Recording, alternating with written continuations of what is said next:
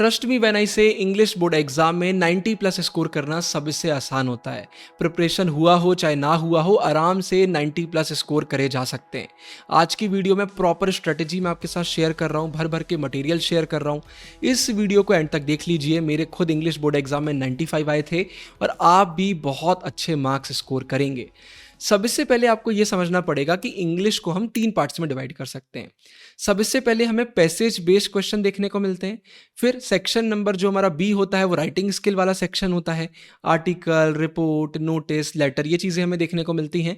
और तीसरे नंबर में लिटरेचर, जहाँ पर क्वेश्चन आंसर, पोएम, इससे रिलेटेड क्वेश्चंस वगैरह हमें देखने को मिलते हैं।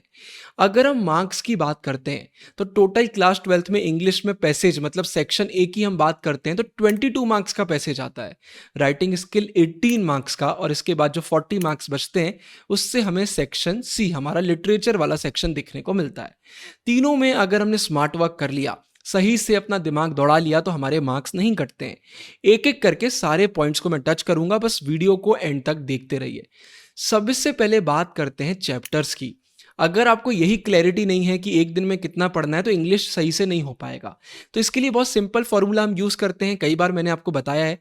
जितने भी चैप्टर आपके बचे हुए हैं उसको डिवाइड कर दीजिए जितने भी दिन आपके पास बचे हुए हैं। फॉर एग्जाम्पल, अगर मेरे 8 चैप्टर बचे हुए हैं और 4 दिन मेरे पास बचे हुए हैं तो 8 डिवाइडेड बाय 4 मतलब एक दिन में मुझे 2 चैप्टर करना पड़ेंगे। 16 को अगर मैं 4 से डिवाइड करता हूं मतलब एक दिन में मुझे 4 चैप्टर करना पड़ेंगे। अभी सुनने में ज़्यादा लग रहा है लेकिन इंग्लिश के पोएम्स चैप्टर करने में बिल्कुल टाइम नहीं लगता है। कैसे करना है अभी आगे वो मैं आपको बताऊंगा, इस पर हम वापस आएंगे। लेकिन इससे पहले बात करते हैं राइटिंग स्किल की। भाई invitation, letter, report, article etcetera, ये सारी चीज़ें जो हमें देखने को मिलती हैं, यहाँ पर मार्क्स स्कोर करना सबसे आसान होता है। जाने क्यों आपको ऐसा लगता है कि बहुत ट्रिकी है, बहुत मुश्किल है, लेकिन ऐसा नहीं है। अगर फॉर्मेट आपसे बनता है और दो दो एग्जाम्पल आपने करके देख लिए हैं तो आप नोटिस करेंगे ऊपर नीचे की लाइन तो सेम रहती हैं, बीच में थोड़ा बहुत चेंज करना पड़ता है। ये प्रॉब्लम मैंने ऑलरेडी सॉल्व कर दी है। डिस्क्रिप्शन में एक पीडीएफ आपको मिल जाएगा, उस पीडीएफ में सारे लेटेस्ट फॉर्मेट मिल जाएंगे, एग्जाम्पल्स मिल जाएंगे। तो प्रैक्टिस करके देख लेना, इंग्लिश में राइटिंग स्किल में आपके मार्क्स नहीं कटेंगे। मेरे भी नहीं कटे थे, आपके भी नहीं कटेंगे। उसके बाद पूरी टेंशन ही आपकी राइटिंग स्किल को लेकर खत्म हो जाएगी। इसके बाद सेक्शन ए की अगर बात करते हैं, पैसेज की बात करते हैं, तो यहां पर तो डेफिनेटली मैं बहुत जल्दी एक डेडिकेटेड वीडियो आपके लिए अपलोड करूंगा। लेकिन अगर अभी मुझे आपको बताना हो तो देखिए, एक दो दिनों में, 4 दिनों में सेक्शन ए के लिए ज्यादा कुछ आप नहीं कर सकते और सेक्शन ए इतना डिफिकल्ट भी नहीं आता है। अगर आप सही से रीडिंग कर रहे हैं, पैनिक नहीं कर रहे हैं, पैसेज को समझ रहे हैं, तो आंसर आपसे बन जाएंगे। जब बोर्ड एग्जाम आपके सामने होगा, पेपर आपके सामने होगा एग्जाम वाले दिन, तो सबसे पहले क्वेश्चन पढ़िएगा पैसेज के, उसके बाद पैसेज को एक बार पढ़िएगा। पहली बार आप पैसेज पढ़ेंगे पैसेज को समझने के लिए कि पैसेज का टॉपिक क्या है, उसमें क्या दिया हुआ है। फिर दूसरी बार पैसेज पढ़िए क्वेश्चन के आंसर ढूंढने के लिए। क्वेश्चन हमने पहले ही पढ़ लिए कि किस क्वेश्चन का आंसर हमें कहां देखने को मिल रहा है, आंसर कैसे फ्रेम करना पड़ेगा। तो रीडिंग टाइम का बहुत अच्छे से यूज करिए, उसमें पैसेज वगैरह को 2-2 बार बहुत अच्छे से पढ़िए। तो जैसे ही पेपर करना आप चालू करेंगे, आंसर आधे से ज्यादा तो दिमाग में ऑलरेडी आपके पास होंगे। इतना आप कर लेंगे ना, पैसेज में दिक्कत आपको नहीं आएगी। मतलब मैं तो ये भी आपसे बोलूंगा कि अगर पैसेज आपको पूरा समझ में नहीं भी आता है, डिफिकल्ट लगता है, फिर भी आप आंसर लिख देंगे अगर आप उसको आराम से पढ़ लेंगे तो। हालांकि इस पर डेडिकेटेड वीडियो मैं आपके लिए बनाऊंगा। इसके बाद literary devices, figure of speech, बहुत बच्चों को समझ में नहीं आता है भैया सिमिली क्या होता है, अलिटरेशन क्या होता है, हमें तो कुछ भी समझ में नहीं आता है। इसका भी एक पीडीएफ मैंने बना दिया है, लिंक आपको डिस्क्रिप्शन में मिल जाएगा, वो पीडीएफ डाउनलोड कर लीजिए। टेलीग्राम द ट्विन ब्रोस पर भर भर के पीडीएफ में अपलोड करता हूं आपके लिए, उसको ज्वाइन कर लीजिए और इस पीडीएफ को आप यूज कर सकते हैं। तो ये आपका काम हो गया। अब हम आते हैं वापस से चैप्टर्स की तरफ, पोएम्स की तरफ, कि उन्हें करने का सही तरीका क्या होता है। तो आप NPR स्ट्रेटेजी फॉलो करेंगे। ये स्ट्रेटेजी बहुत ही सिंपल है, फॉलो कर ली, आपके लिटरेचर में मार्क्स नहीं कटेंगे। एन का मतलब है एनसीईआरटी। इंग्लिश में अगर आप एनिमेटेड वीडियोस कर रहे हैं, समरी वाली वीडियोस कर रहे हैं, फटाफट चैप्टर कर रहे हैं, लेकिन एनसीईआरटी नहीं कर रहे, तो आप एक बहुत बड़ी मिस्टेक कर रहे हैं। इंग्लिश में आपने नोटिस करा होगा, आपको कम वर्ड्स में आंसर लिखना पड़ता है। आपका आंसर एनसीईआरटी से मैच करना चाहिए, एनसीईआरटी वाले वर्ड्स वगैरह यूज करना पड़ते हैं। तो प्लीज एक्सप्लेनेशन वाली वही वीडियोस देखिए जहां पर एनसीईआरटी कराई गई है। हमारे चैनल पर भी एकदम फ्री आपको एनसीईआरटी वाली वीडियोस मिल जाएंगी, बढ़िया उससे आप चैप्टर्स कर सकते हैं। कहीं और से भी कर रहे हैं तो प्लीज एनसीईआरटी करिए। एनिमेशन वगैरह देखने से चैप्टर तो समझ में आ जाएगा, बहुत अच्छे से समझ में आ जाएगा, लेकिन एग्जाम में आंसर आप नहीं लिख पाओगे। बेमतलब बड़े बड़े आंसर लिखोगे, आंसर समझ में नहीं आएगा, मार्क्स कटेंगे। तो प्लीज एनसीईआरटी करिए।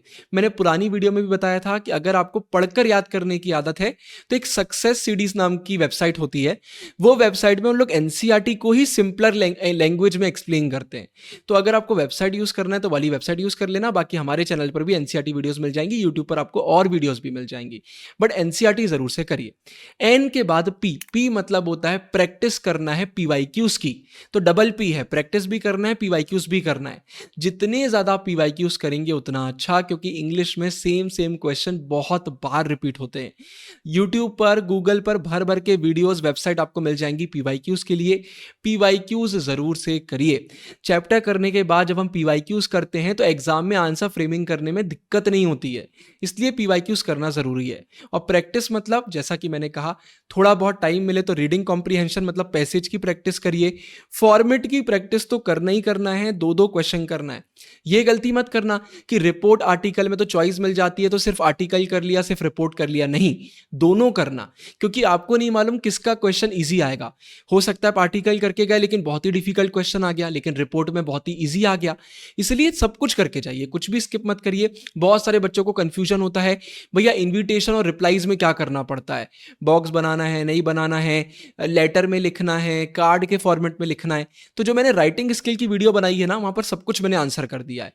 वो वीडियो आप देख लेंगे, उसके बाद पीडीएफ डाउनलोड कर लेना, आपकी राइटिंग स्किल की प्रॉब्लम सॉल्व्ड, उसमें आपके मार्क्स नहीं कटेंगे। इसके बाद सैंपल पेपर्स। इंग्लिश में बहुत सारे बच्चों का पेपर छूट जाता है, तो अगर आपको टाइम मिलता है प्लीज टाइमर लगाकर एक दो सैंपल पेपर कर लीजिए। सैंपल पेपर नहीं कर पा रहे हैं तो एटलीस्ट आप अपने राइटिंग स्किल का टाइमर लगा के कर लीजिए। ऐसा नहीं है कि लेटर लिखने में आधा घंटा लग गया, पैसेज करने में 1 घंटा निकल गया, नहीं, इतना टाइम नहीं लगाना है। कोशिश करिए सेक्शन ए आपका 40 मिनट्स 50 मिनट्स में हो जाए, राइटिंग स्किल वाला सेक्शन भी मैक्स टू मैक्स आपका 40 मिनट्स 50 मिनट्स में हो जाए। इतने में अगर कर लेंगे बहुत अच्छा। वैसा नहीं कि मैंने बोल दिया तो इतने ही टाइम में करना है, थोड़ा ऊपर नीचे चल जाएगा, बट इतना अगर आप कर लेंगे तो आपके लिए बहुत अच्छा रहेगा। फिर इसके बाद एनपी के बाद आखिरी में आता है रिवीजन। इंग्लिश में रिवीजन करना सबसे ज्यादा इंपॉर्टेंट है। रिवीजन आप करेंगे, क्वेश्चन आंसर आप लिख पाएंगे, आपको फॉर्मेट याद रहेगा। पढ़ तो आप सब लेंगे लेकिन एग्जाम में भूल जाते हैं, और इसीलिए रिवीजन करना जरूरी है। रिवीजन के लिए मैं आपको हमारा प्रीमियम मटेरियल सजेस्ट करूंगा। सबसे बेहतरीन इंग्लिश के नोट्स हैं, मेरी बातों पर मत आइए। डिस्क्रिप्शन में आपको सैंपल पीडीएफ मिल जाएगा, पहले सैंपल पीडीएफ पढ़ लीजिए। अगर आपको पसंद आता है तो फिर वेबसाइट एप्लीकेशन से आप परचेज कर सकते हैं, और हमारे जो इंग्लिश के प्रीमियम नोट्स हैं वो डाउनलोड भी हो जाते हैं, तो डाउनलोड करके आप प्रिंट भी करवा सकते हैं। टॉप नॉच नोट्स हैं, आप पहले सैंपल चेक करिएगा और उसके बाद आप परचेज कर सकते हैं। खुद भी करना चाह रहे हैं तो फटाफट रिवीजन करिए। इंग्लिश में रिवीजन करना बहुत जरूरी है, वरना एग्जाम में एकदम से फॉर्मेट याद नहीं आता है, कैरेक्टर्स के नाम याद नहीं आते हैं, चैप्टर में कंफ्यूजन हो जाता है। इसलिए फटाफट रिवीजन करना बहुत जरूरी है। और वोकैबुलरी, इंग्लिश में वोकैबुलरी स्ट्रॉन्ग करिए।